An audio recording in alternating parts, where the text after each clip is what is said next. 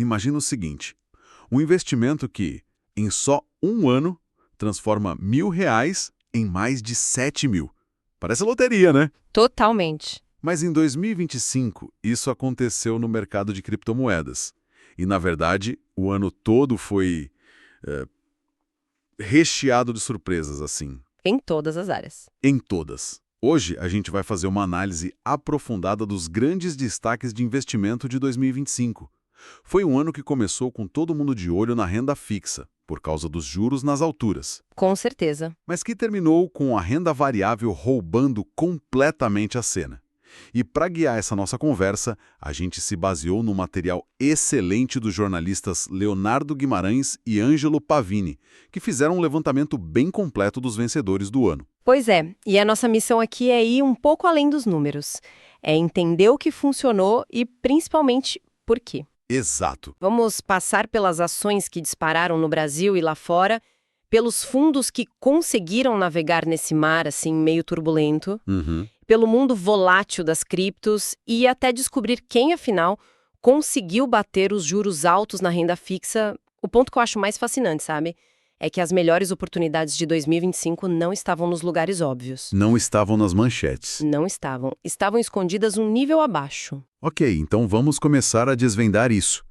O ponto de partida de qualquer investidor no Brasil em 2025 era a taxa do CDI, que fechou o ano em 13,51%, uma barreira bem alta. Altíssima. E mesmo assim, a Bolsa Brasileira não só sobreviveu, como prosperou. O Ibovespa, nosso principal índice, teria transformado R$ 10.000 em R$ 12.600, já com impostos descontados. Uma performance bem sólida. A história mais importante não está no índice geral. O Ibovespa subindo foi bom, mas os ganhos realmente espetaculares estavam concentrados Em setores específicos. em setores muito específicos. Foi um ano de recuperações notáveis. Setores que, nossa, apanharam muito nos anos anteriores, como educação e construção civil, de repente se viram no topo do pódio, com valorizações impressionantes. E que valorizações, hein? O material que a gente recebeu destaca a Cogna, do setor de educação, como a grande campeã do Ibovespa, com uma alta de 241%. 241%. É muita coisa. É uma história que os artigos apontam como sendo de uma reestruturação bem-sucedida, com um corte de custos. Foco em rentabilidade é uma virada impressionante no ano. Mas isso levanta uma questão importante sobre perspectiva, que o investidor precisa ter. Qual? Apesar dessa alta espetacular em 2025, se a gente abre o gráfico e olha os últimos 5 anos, o papel da Cogna ainda acumula uma queda de mais de 30%. Nossa. Isso mostra a diferença crucial entre uma aposta de recuperação de curto prazo, que foi o que aconteceu, e uma tese de crescimento consistente de longo prazo. Uma coisa é o momento, outra é a trajetória, sabe? Faz todo sentido. É o tipo de detalhe que muda a análise. E o outro setor que você mencionou, construção civil. Os dados mostram 3 construtoras no top 10 do Ibovespa. Isso. Cury, Cirela e Direcional. Todas com altas perto ou acima de 100%. A minha dúvida é, como isso é possível com juros para financiamento imobiliário ainda tão altos? Não parece contraditório? Parece, né? Mas é que o mercado financeiro opera com expectativas. Não com a foto do presente. Exatamente. A performance espetacular dessas empresas reflete uma aposta, assim, quase unânime do mercado de que a taxa Selic vai começar a cair de forma relevante no início de 2026. Ah, então o pessoal se antecipou. Completamente. Como os juros mais baixos favorecem diretamente o setor, com crédito mais barato para comprar imóveis, os investidores se anteciparam a esse movimento. Compraram os papéis enquanto os juros ainda estavam altos, na expectativa da virada. Entendi. Mas isso não é uma aposta de altíssimo risco? Quer dizer, e se a inflação não cede e o Banco Central precisa adiar esses cortes? O que acontece com essas ações? É o risco central dessa tese, sem dúvida. Se o cenário de queda de juros não se concretiza, a frustração pode ser grande e esses papéis podem sofrer uma correção forte. É uma aposta que depende diretamente do cenário macro. Entendi. E para fechar a lista dos destaques aqui no Brasil, As fontes mencionam nomes como Axia Energia, a antiga Eletrobras, e o banco BTG Pactual, ambos também com retornos acima de 100%. Isso mostra que, mesmo com juros altos, quem soube escolher as histórias certas se deu muito bem. Muito bem. Essa ideia de olhar para setores específicos no Brasil me faz pensar, será que a mesma história se repetiu lá fora, nos Estados Unidos? A história não só se repetiu, como foi ainda mais concentrada. Os índices americanos S&P 500 e Nasdaq subiram bem, cerca de 18% e 22,5%. Ok. Mas a narrativa de 2025 no exterior não foi sobre Big Techs em geral, como foi em outros anos. Foi sobre um segmento muito específico e impulsionado pela explosão da inteligência artificial. Que seria? O de armazenamento de dados. Espera um pouco. Os números que eu estou vendo aqui são de outro planeta. A SanDisk, que estreou na Bolsa em fevereiro, subiu absurdos 587%. 587%. Em seguida, Western Digital com 283% e Seagate com 226%. A gente está falando de empresas que fazem HD, SSD... Cartão de memória. O que aconteceu para justificar uma explosão dessas? Se a gente conecta isso ao quadro geral, faz todo sentido. Pensa assim, a inteligência artificial generativa, que foi a grande onda do ano, precisa de uma quantidade colossal de dados para ser treinada e para operar. É um volume de informação que o mundo nunca precisou armazenar antes. Essas empresas que você citou fornecem a infraestrutura essencial para isso. Elas são as fabricantes das pás e picaretas na nova corrida do ouro da IA. A analogia das pás e picaretas é ótima. Quer dizer que, em vez de tentar adivinhar qual empresa de IA vai ser a grande vencedora, o que é quase impossível, o mercado apostou em quem vende as ferramentas para todos os competidores. Exatamente. É uma forma de se expor ao crescimento exponencial do setor como todo, sem precisar escolher um único cavalo na corrida. O modelo de negócio dela se beneficia da demanda, não importa qual aplicativo de IA se torne o mais popular. Entendi a lógica. É a aposta na infraestrutura. Mas essa tese não virou um consenso muito rápido? Quero dizer, quando todo mundo corre para vender pás e picaretas, o preço não tende a cair? A concorrência não aumenta? Essa é a pergunta de $1 milhão e o principal risco para essa tese no futuro. Por enquanto, elas têm uma vantagem competitiva grande, seja em tecnologia ou escala de produção. Mas, a longo prazo, o risco de virar commodity é real, sim. Certo. Em 2025, no entanto, elas estavam no lugar certo, na hora certa, para capturar o início dessa onda. A lista de destaques lá fora, segundo os artigos, ainda tem a corretora Robinhood e a Micron Technologies, de semicondutores, ambas com altas acima de 220%. Fica claro que o tema central foi tecnologia, então. Tecnologia e seus ecossistemas. Ok, então fica claro que, tanto aqui quanto lá fora, o segredo do sucesso na Bolsa foi ser especialista, olhar para nichos. Imagino que essa mesma lógica se aplique para os fundos de investimento, né? Com certeza. O cenário dos fundos em 2025 foi bem contraditório. A indústria como um todo teve saques líquidos de mais de 60 bilhões de reais. Nossa, muita gente tirando dinheiro. Muita gente. Mas, ao mesmo tempo, alguns gestores tiveram um ano absolutamente brilhante.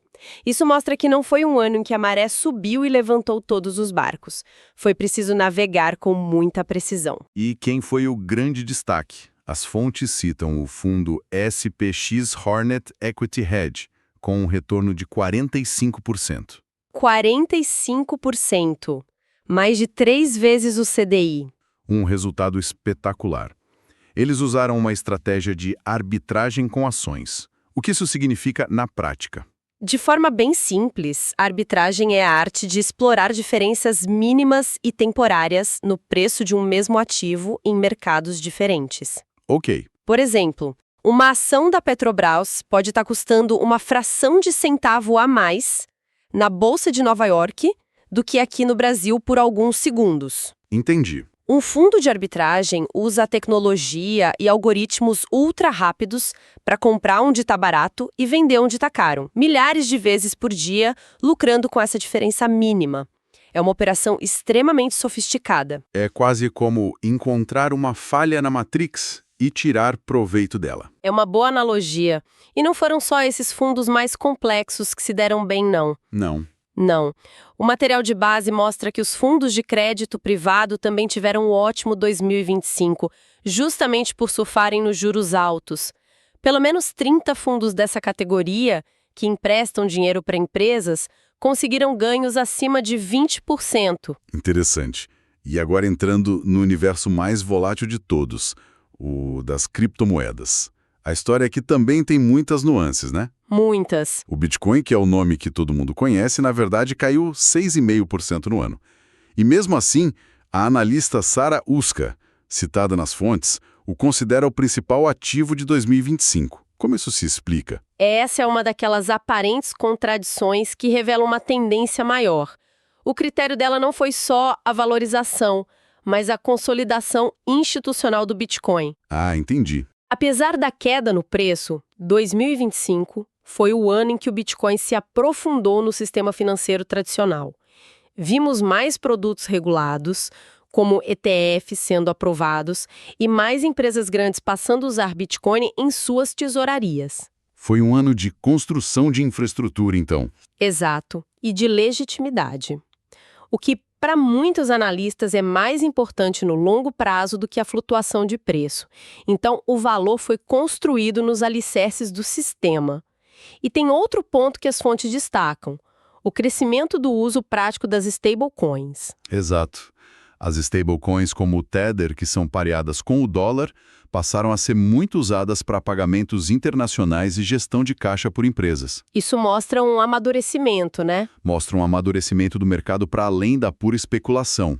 As pessoas e empresas estão começando a usar a tecnologia cripto para resolver problemas reais.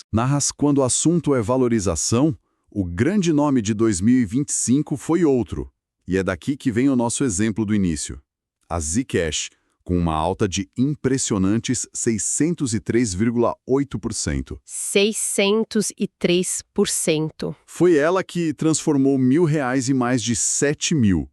O que está por trás disso? Olha, o fascinante aqui é o motivo. O Rony Suster, do mercado Bitcoin, explica que essa alta explosiva está ligada ao aumento da procura por criptomoedas focadas em privacidade. Privacidade. Isso, em um contexto global de maior vigilância regulatória, com governos tentando rastrear mais as transações, surgiu uma demanda específica de investidores por ativos que oferecem mais anonimato. A Zcash é uma das principais desse nicho. Pois é, olha aí de novo a nossa tese principal se confirmando. Enquanto o mundo inteiro debatia o preço do Bitcoin, a oportunidade de ganho mais absurda estava escondida num nicho. Atendendo a uma demanda super específica por privacidade, é a prova de que, mesmo nos mercados mais novos, as oportunidades costumam estar onde a maioria das pessoas não está olhando. Com toda essa volatilidade e esses ganhos explosivos na renda variável, eu fico pensando em quem buscou segurança. Com o CDI a 13,51%, imagino que bater essa marca não foi tarefa simples. Não foi mesmo. Para a maioria, foi um desafio e tanto.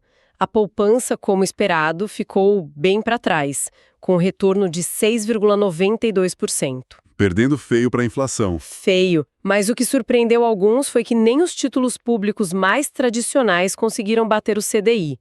O Tesouro Selic, que deveria seguir a taxa de perto, rendeu um pouco abaixo, 13,44%, por conta de taxas e do imposto de renda. E o Tesouro IPCA+, que protege da inflação? Também não conseguiu. O índice que mede o desempenho desses títulos rendeu em média 10,66%. Mas por quê? Por um efeito chamado marcação a mercado. De forma simples, o preço desses títulos mais longos varia diariamente de acordo com as expectativas do mercado para os juros futuros. Em 2025, como houve muita incerteza, os preços desses títulos oscilaram bastante e acabaram penalizando a rentabilidade do ano. Ou seja, mesmo no que é considerado porto seguro dos investimentos, a maioria ficou ancorada um pouco antes do destino final, que era o CDI. Mas teve algum vencedor nessa categoria? Sim, houve. E os vencedores foram aqueles que aceitaram tomar um pouquinho mais de risco, mas ainda dentro da renda fixa. Que seriam? As debêntures, que são títulos de dívida de empresas. Elas tiveram um desempenho médio de 14,68%, superando o CDI. E os CDBs de bancos médios que pagavam taxas como 110% do CDI também foram uma ótima aposta, rendendo cerca de 15%. E a lógica por trás disso é o prêmio de risco, certo? Exatamente. A lógica do investidor foi, para emprestar dinheiro para uma empresa ou um banco médio que tem um risco de crédito maior que o governo, eu exijo um prêmio, um juro um pouco maior. Em 2025, esse risco extra valeu a pena. Fazendo um balanço de tudo que a gente conversou, 2025 foi, sem dúvida, o ano da análise detalhada, da especialização. Vimos setores em recuperação no Brasil como construção e educação. Brilhando. Vimos a infraestrutura da inteligência artificial explodindo lá fora. Gestores de fundos sendo recompensados por estratégias sofisticadas e até nichos super específicos, como o de privacidade em cripto, gerando retornos absurdos. A grande lição do ano parece ser essa. As oportunidades mais ricas estavam um nível abaixo das manchetes. Não bastava investir em tecnologia de forma genérica, mas sim em armazenamento de dados para IA. Exato. Não bastava comprar o índice da bolsa, mas sim os setores com o maior potencial de virada. Foi um ano que premiou a profundidade na análise e a coragem de olhar para onde a maioria não estava prestando atenção. O dinheiro não estava no óbvio. Isso nos leva a uma reflexão final para quem nos ouve. De todos esses setores que brilharam em 2025, desde a inteligência artificial e as criptos de privacidade, até a recuperação da construção civil aqui no Brasil, qual foi o investimento que mais surpreendeu positivamente este ano? E, pensando no futuro, o que já saiu do seu radar para 2026? E se ainda não está inscrito no canal, inscreva-se já. Deixe o like e veja o vídeo recomendado no card acima.